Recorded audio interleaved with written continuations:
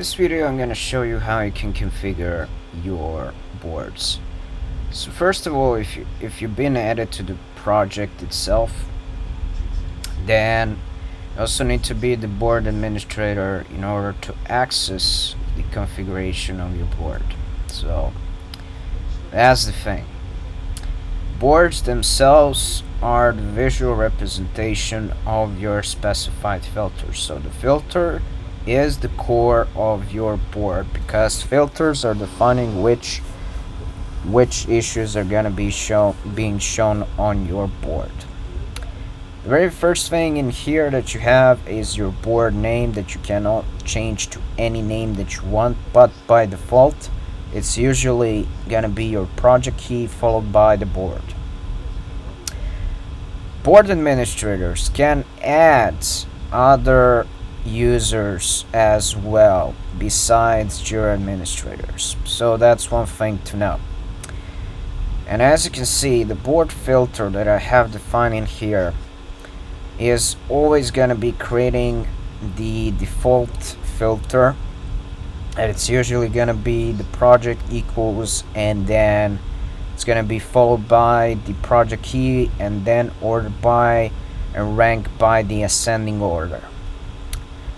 Now, when you change the already existing filter of your board, what is going to happen in there? Well, if you do this when you're actually having some of the issues on your board, some of your issues are going to be gone from the board.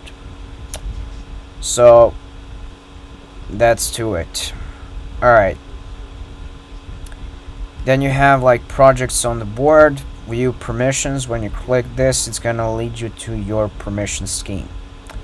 Of course, it's going to lead you if you are the project administrator at least. It's going to lead you there, but if you're not the Jira admin, you cannot actually change your permission scheme. Issue ranking on the board, it's basically simplified, so I'm gonna choose this issue and I'm gonna drag above this issue.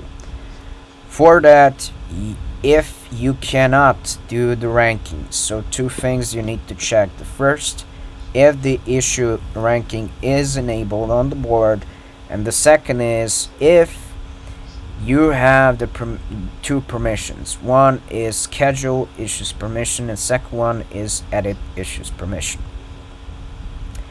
Alright, for this board, what we're actually having in here, so since this user right here, Alana Grant, she's the owner, and she has the editor permissions, and it's saying that group site admins, they're the editors as well, and everything else. Since she's the owner right here, she can edit the permissions. Right now I'm not the owner and I cannot edit these permissions in here at all. So that's the thing, and I don't have access to this at all. Let's jump to columns. Columns are important. Why? Because columns are tied to your statuses within your workflow. Within your workflow, yeah, we're gonna be talking about that. But basically, from this project, this is the workflow: to do, in progress, and done. And these are the statuses in here. So each column needs to be tied to its status, so it can, well, represent the correct ones. If you actually have multiple statuses that go to a specific board in here, you actually need to make sure that they're in the correct status category. Within the Jira, we have three status categories. We have to do, in progress, and done. To do is always in gray, in progress is in blue, and green is always done. If you have multiple statuses that are within the to do, you're actually gonna put the status in to do in here as well. One thing not to do is tick these check boxes for set resolutions, because that is the bad practice. You don't want to set resolutions for the statuses that are not in the done status category, because that is not going to be very efficient and it's going to confuse your users. You also have the column constraints. Well, basically, when I do the issue count, this is what I have in here. So, for example, in to do, I can specify the maximum issues that I can actually have in here are going to be free.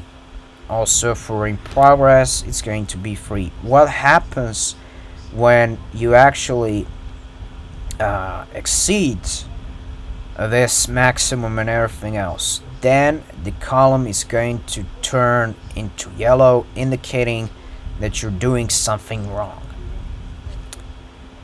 Swim lanes. Just like in swimming, you also have those lanes, and just like in here, in your company managed boards, you also have that. There are methods, and you have based on queries, stories, assignee, epics, projects, and basically, if you don't want to have any swim lanes, you can select none. When I go back to the board, it's not gonna say anything. Now, you notice right here that I have that this is now turned to red because I exceeded the maximum. So that's one thing. Then you also have the quick filters. The quick filters, by default, you're gonna have the 3 of them. Assigned to me, recently updated and deployed to the production. Each quick filter is created based on the JQL query. For the JQL, well, you actually need to know some of the basics of the JQL, which is Jira Query Language, and it is used to actually create some of, well, advanced queries that you cannot have while doing the basic search. And when you have the assigned to me, when you select the assigned to me, you're only going to see those boards. That is a good practice if you're a regular user, because you can only focus on the work that matters the most. Card colors.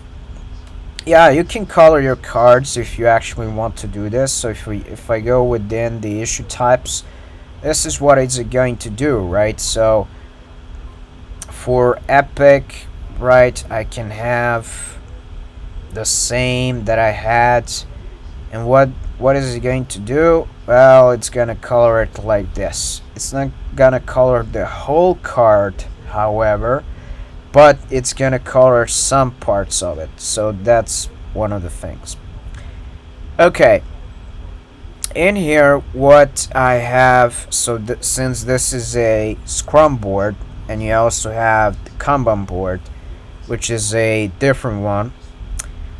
So I have within the backlog, which is this part right here, where I have my specified sprints. Back, because I'm gonna be focused on the active sprints. So what is the card layout basically? So the card layout allows you to see some of the information here. For example, if I want to see some of the due date in here, I can specify it. And the due date is usually going to be showing on the card itself, but it's not showing in here because I don't really have any due dates that are specified. Okay, let me see. Reporter. There is always a reporter of the issue. So this is it. So now I can see that this basically was created by some bot. Okay, and that is the reporter itself. So you can add as much as you want. My suggestion is not to overboard it, because you're gonna just make the you're gonna make your Jira really laggy, and you don't want to do that. Also, estimation. Now, estimation mostly is gonna be around Scrum, because Scrum is all about the estimation, doing your work in iterations and everything like that. And Jira, by default, actually is gonna have 2 estimation methods, and one is going to be the story points, and the another one is going to be, oh, there's more. Okay. original time estimate, cost, my mitigation score, quantity, threat score, and everything else. Honestly, I don't remember all of these things: cost, mitigation score, quantity, and things like that, because I don't know. This is not something that I saw before. Story points, original time estimate are the ones. Also, time tracking. So for the time tracking, this is the feature for itself, and this needs to have a video for itself. Alright, working days. So in here it appears that it seems like every single day is a working day, which is something that is terrible. It's you just uncheck this because oh, it's Thursday, right? Saturday and Sunday, those are off days. You also have the option to enable the timeline. So what happens if I turn the timeline off? It's gone. But usually you're gonna be needing your timeline. Trust me, this is something that is needed. And yeah, this is about configuring the company managed boards. See you in the next video. Bye.